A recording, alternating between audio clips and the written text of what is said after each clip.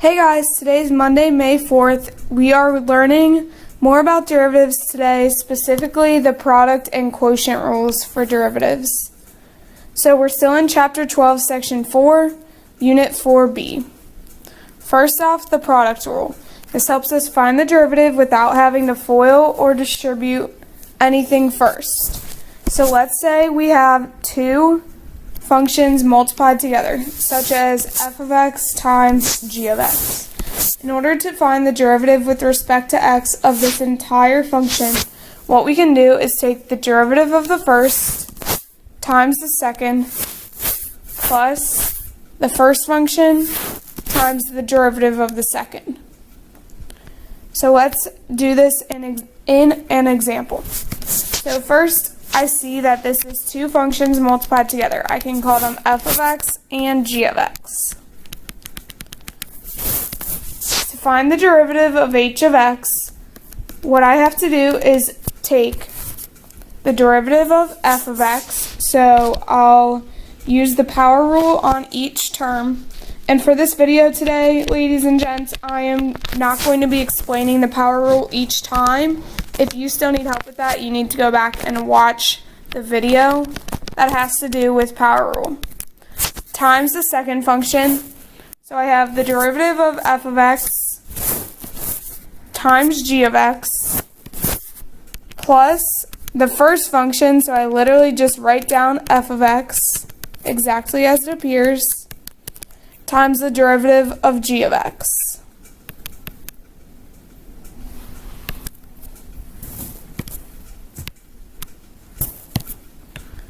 Now to finalize this answer for the derivative of h of x, all I need to do is distribute everything out and then combine like terms. So for my first part here, I need to FOIL.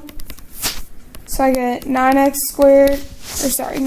to the fourth minus 15x squared minus 6x squared plus 10. For my second part over here, you could think of distributing the 6x to each term. So I'll get 6x to the fourth minus 12x squared plus 42x. Now I just need to combine like terms. And when I'm on this step, when I'm combining like terms, I also like to put the terms in descending order according to their power. So I'll look for anything with the highest power, which is x to the fourth first, and combine them. And then I'll go down in power from there. So next would be x squared, since I don't see any x cubes.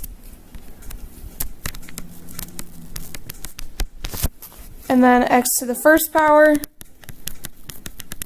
And then my constants, which are technically x to the 0 power. That's my answer for the derivative of the h function. Let's do another one together. Okay, so to find the derivative of this, I take the derivative of the first times the second function plus the first function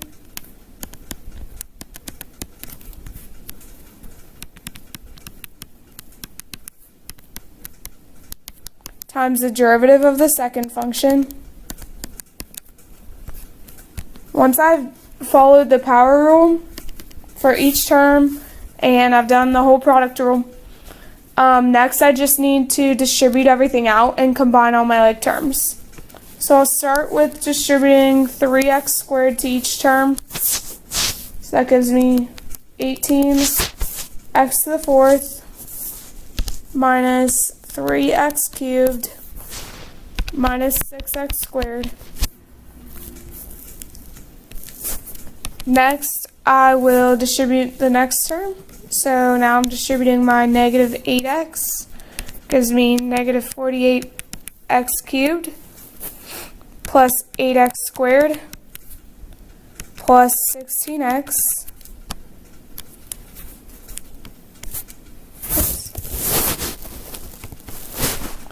And finally, I just need to distribute this 48 to each term. So I get, let's see, 48 times 6. I'm going to need my calculator for that. Is 288 x squared minus 48x minus 96. Now that I've distributed every term in that first part to every term in this second part, I know I'm done multiplying these together.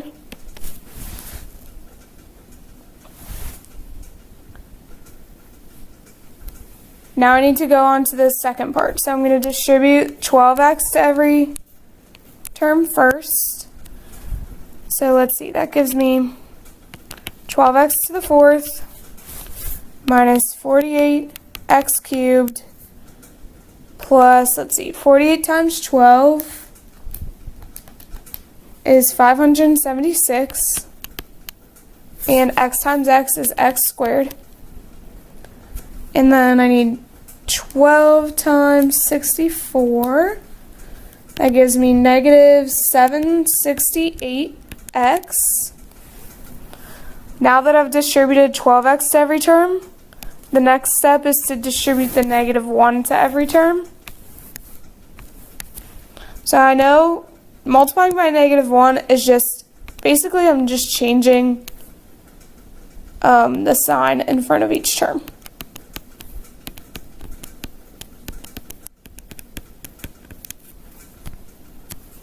Once you have it all distributed out, the final step is to combine all the like terms. So I'll look for the highest power first, which is x to the fourth. I'll look for anything with x to the fourth. So I have 18x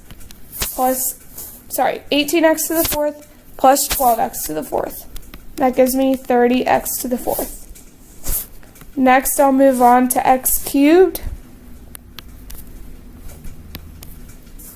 Add these up, I get negative 100 x cubed. Do the same thing for every power.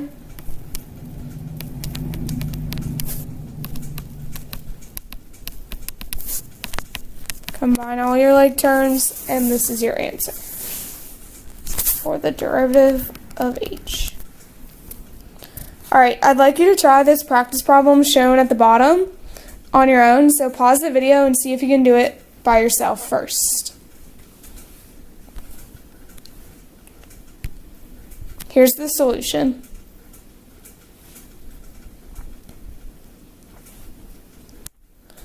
Okay, like I said, we're also going to be learning about the quotient rule today. This is helpful so that you can find the derivative of a fraction or a quotient, however you want to look at it, a rational function, even without doing long division first. So here's the rule. If you have a function such as f of x divided by g of x, what you need to do is take the denominator times the derivative of the numerator minus the numerator times the derivative of the denominator over the denominator squared. One way to remember this is by this little kind of like just thing that you say, kind of gets stuck in your head, it's easy to remember. But in this rule, the numerator, we call it high, since it's like on top, and the denominator we call low, since it's on the bottom. So basically, what you can say to remember this quotient rule is low d high minus high d low over low low. So whenever you're saying d, it means derivative. It means take the derivative of the high or the low. So just saying it quickly, just so you can remember, you would just say low d high minus high d low over low low. And that will really help you. It helps memorize quotient rule. I remember that from all the way back when I was in high school. It's really a helpful way to remember. Let's use it in an example. So in order to find the derivative of this function, I take low, which means just write down the denominator, d high, that means the derivative of the numerator, minus high, that means just write down the numerator, d low, so derivative of the denominator, over low. So that would mean the denominator times the denominator. In order to simplify this, I need to distribute and FOIL my denominator. So let's do this all together. We get 10x cubed minus 60x minus the quantity. Be careful that you keep a parenthesis here. 10x cubed minus 6x over x to the fourth minus 6x squared minus 6x squared plus 36. Now it's important that you keep a parenthesis around this part because of this negative sign here. So a lot of people forget to distribute that negative, and you'll especially forget if you don't put the parentheses, but that's like one of the most common mistakes. So distribute the negative.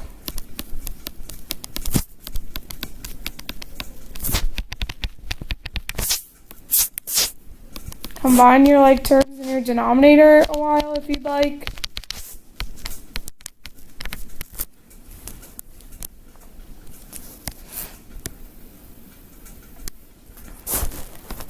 And then your last step to find the derivative of the h function is just to simplify your numerator.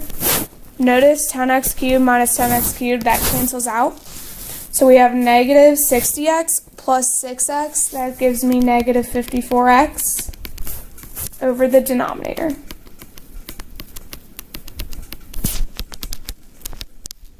Okay, nothing can simplify here. This is my final answer. Alright, for this other practice problem, we're going to do another one together. So we have low d high minus high d low over low. So remember, low times low would just be the denominator squared. Distribute. Now, it's not really necessary to FOIL out the denominator because most of the time it doesn't really result in better simplification. So it's not really necessary to FOIL that out. However, if you thought that it might help you simplify it further, you would want to go ahead and FOIL out your denominator. But for most cases, you really don't need to. So I'm just going to leave the denominator as squared.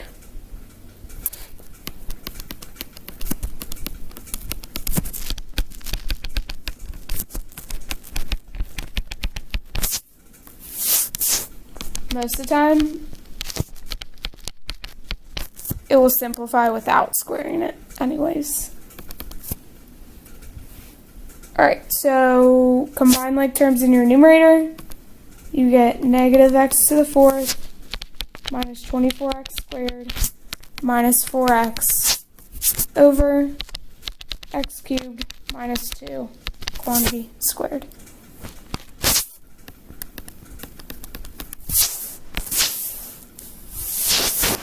I'd like you to try this practice problem on your own. Pause the video and see if you can do it first. Here's the solution. You can choose whether you'd like to FOIL out the denominator or not. In this case, it doesn't really help to simplify any further, so it's not really necessary to FOIL it out. Most of the time, again, you do not need to FOIL it out, so you can leave your answer. Either one is great. Here's your homework for tonight. You have problems on page 772.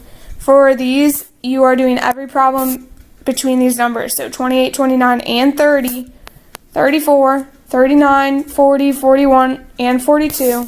And your reflection question for tonight is number 58 in the book. Have a great day. Bye, guys.